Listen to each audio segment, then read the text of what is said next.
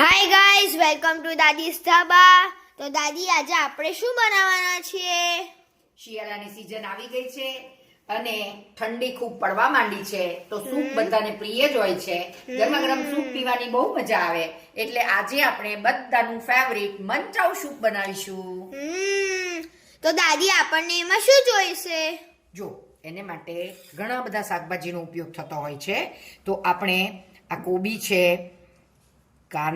લીલા કાંદાનો સફેદ ભાગ છે, પછી લીલું લસણ છે, પછી ગાજર છે, આ બધું જ આપણે ફાઇનલી ચોપ કરીને રાખી દીધેલું છે. આ જો એકદમ ઝીણું ઝીણું ઝીણું સમારવાનું હોય. અને આ લીલા કાંદાનો લીલો ભાગ છે, આદુ મરચાની પેસ્ટ જોઈશે, લીંબુનો રસ જોઈશે, આ સોયા સોસ જોઈશે, અને સાથે આ 1 ચમચી જેટલો કોર્નફ્લોર જોઈશે. તેનો આપણે પછી ઉપયોગ કરીશું. ઓકે, ચાલો તો શરૂ કરીએ. ચાલો, આપણે ગેસ શરૂ કર્યો છે અને આપણે એમાં 1-1.5 ચમચી જેટલું તેલ નાખીએ છીએ. જો તેલ ગરમ થાય એટલે આપણે એમાં થોડી આદુ મરચાની પેસ્ટ નાખીશું. તમારા ઘરમાં તીખું ખવાતું હોય એ પ્રમાણે આપણે એમાં આ આદુ મરચાની પેસ્ટ નાખીશું, સાંકળીશું, ધીમો કરી દઈશું.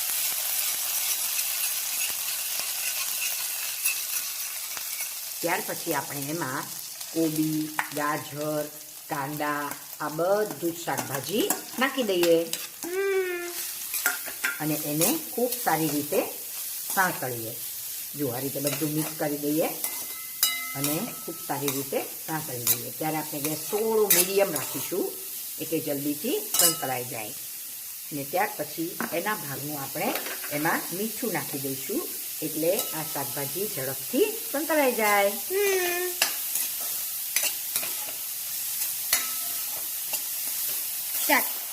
જો શાકભાજી સંકળાઈ રહ્યા છે ત્યારે એમાં આપણે આ લીલા કાંદાનો લીલો ભાગ છે તે પણ નાખી દઈએ એટલે તે પણ સાથે સંતળાઈ જાય.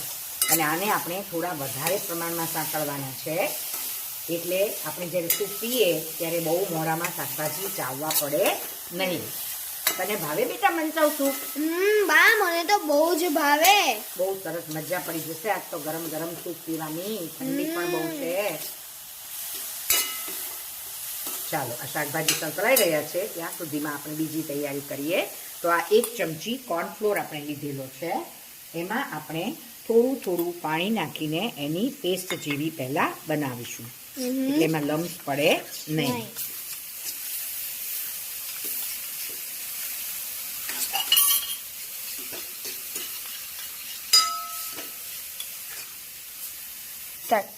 જો આ પ્રમાણે આપણે કોર્નફ્લોરની પેસ્ટ બનાવીને પછી એમાં થોડું વધારે પાણી ઉમેરી દીધું છે એટલે આવું એનું ઘોલ તૈયાર કરી દીધું છે.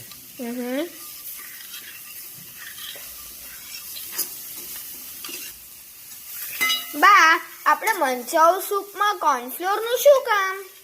આ મંચાઉ સૂપ ફક્ત શાકભાજીને લીધે ન ઘાટું થાય પણ થોડું એને ઘાટ કરવા માટે થઈને આપણે આ થોડોક 1 ચમચી જેટલો ફક્ત કોર્નફ્લોર લઈને એનું ઘોલ એમાં નાખીશું. એને લીધે આ મંચાઉ સૂપ છે તે સરસ ઘટ્ટ થઈ જશે. જો હવે આપણું આ શાકભાજી પણ સંતળાઈ ગયું છે સરસથી, બરાબર? તો હવે આપણે એમાં આ સોયા સોસ નાખી દઈશું. ઓકે.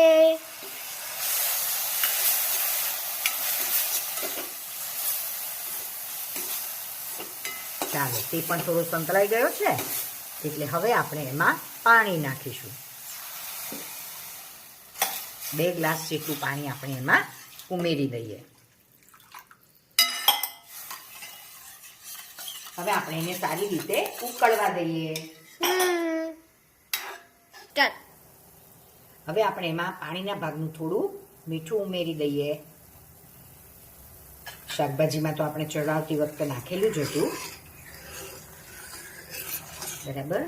અને હવે આપણે ધીમે ધીમે ગેસ ધીમો કરી દઈએ અને આ ઉકળતા સૂપમાં ધીમે ધીમે કોર્નફ્લોર નાખતા જઈએ અને હલાવતા જઈએ.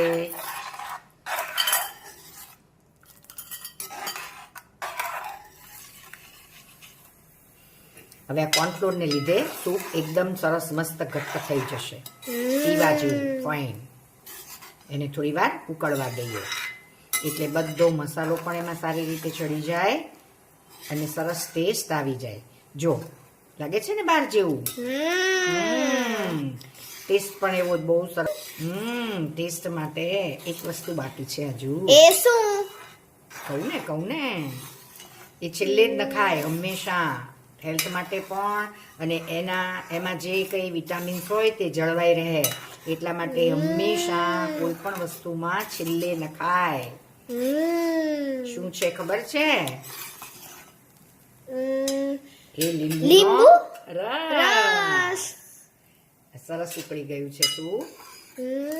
એટલે હવે આપણે એમાં છેલ્લે આ લીંબુનો રસ નાખી દઈએ.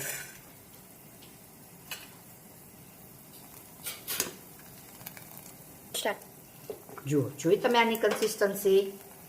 તમે હજી વધારે ઘટ્ટ પીવા ઈચ્છતા હો તો થોડો કોર્નફ્લોર વધારે નાખવાનો, બરાબર. બાકી આ બરાબર છે, પીવા જેવું સરસ છે. ચાલો એમાં લીંબુનો રસ નાખી અને આપણે બંધ કરી દઈએ. આ સૂપને વધારે સરસ હેલ્ધી બનાવવા માટે આપણે આમાં વિનેગર કે એવું કશું નાખતા નથી, આજીનો મોટો એવું પણ નથી નાખતા. બહાર બધું એવું બધું બહુ હોય છે અને એને લીધે આ હાઇજેનિક હેલ્ધી રહેતું નથી. એટલે આપણે ઘરે જ બનાવવું જોઈએ, છે ને, સરળ રીત એકદમ.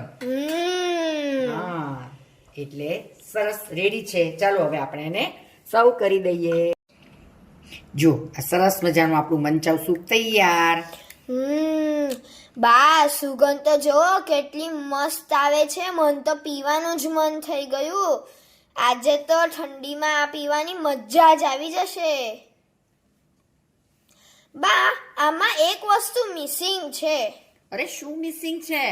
અરે ઓલા બાર ઓલા તળેલા નૂડલ્સ આવે ને એ તો નાખો. જો બેટા, એ તળેલા નૂડલ્સ મેંદાના પણ હોય છે, ગમે તેવા તેલમાં તળેલા પણ હોય છે, એટલે એ આપણી હેલ્થ માટે સારા નથી. એટલે આપણે આને એમ જ પીએ છીએ. અને જો નાખવા હોય તો આપણે ટોસ આમાં નાખી શકીએ છીએ. બાકી ઠંડીમાં આ એમ જ ખૂબ સરસ લાગે છે. તો પી લો મસ્ત મંચાવ સૂપ. જો ગાઈઝ આ રેસીપી તમને ગમી હોય તો અમારી ચેનલને સબસ્ક્રાઇબ કરજો, આ વિડીયોને લાઈક કરજો અને જરૂરથી જરૂર તમારા ફેમિલી મેમ્બર્સ અને ફ્રેન્ડ્સને મોકલજો. બાય.